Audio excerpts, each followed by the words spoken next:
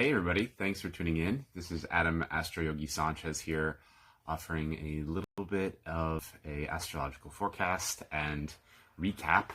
We just recently came out of Mercury Retrograde, and it's pretty famous or infamous as far as planetary retrogrades go, because it happens so frequently. Really, Mercury goes retrograde about 3 times a year, and the outer planets not as much, or none of the other planets as much, but the outer planets maybe just like once a year for a few months. And while Mercury's constantly in that retrograde motion, we find a lot of people are raising their awareness about Mercury retrograde and what it means and how it works. So the good news is that we're out of the thick of it, but we still have something called the shadow period. So Mercury is currently still in the same degrees of the retrograde band that when it started its retrograde cycle, it was at 24 degrees of Gemini, and then it went all the way back to, I believe it's about 14 degrees or 12 degrees. I think it's at 14 degrees now, and then it will go back again to 24 degrees of Gemini. And so until it does pass that 24 degree point, it will be considered in its shadow period. So even though Mercury is in direct motion, we might still experience some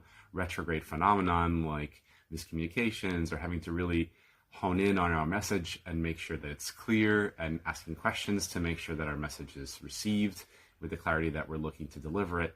So these are the kinds of things that we can expect to start to, or continue to rather, work themselves out over the next couple of weeks. Actually, no, not even. It comes out of shadow period on July 7th.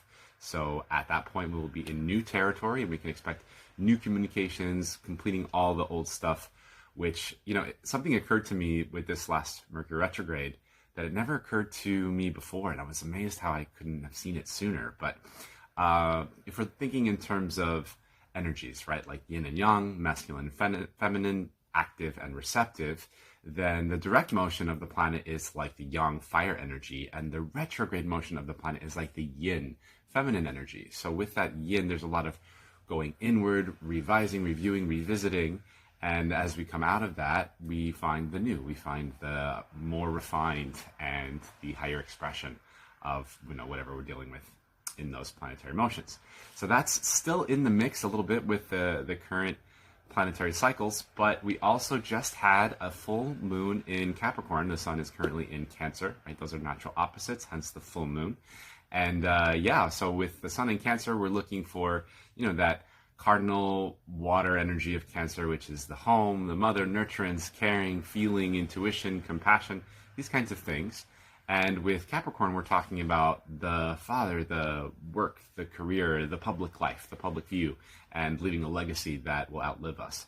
So we had an illumination of the full moon in Capricorn last night, where we might start to see more clearly where we get to take responsibility or give ourselves responsibility and accountability in our lives to raise our own standards and our standards for living, not necessarily monetarily, though that can absolutely be included, but just with, where our integrity is and what our vision is looking like these days. So we also have currently Mars is in the sign of Leo. Venus will be joining him soon, and they will both be conjuncting in the second week of July, on July 13th, which I'm very excited about because I have my natal Mars and Venus in Leo, and I'm planning a special event in New York because I will be touring for my book tour, and I'll be in New York at that time, so stay tuned for that, more to come.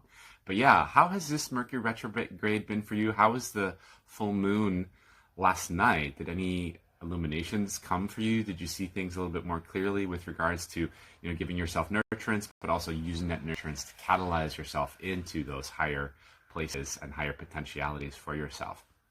And with Leo and this upcoming influx of Leo energy that we're going to get shortly, especially after the sun leaves Cancer and goes into Leo next month, we're going to find a lot of self-expression coming up in the next few weeks. So could you see maybe that this refining of Mercury retrograde and this combination between, the nurturance of Cancer and the drive and ambition of Capricorn, setting us up for a higher level of self-expression and creativity that will come with Leo season? What do you feel is brewing inside of you? Do you notice any of these archetypes and aspects within, or have you seen them outside of your life and, just in the material manifestations? Write a comment here. Let me know what you think.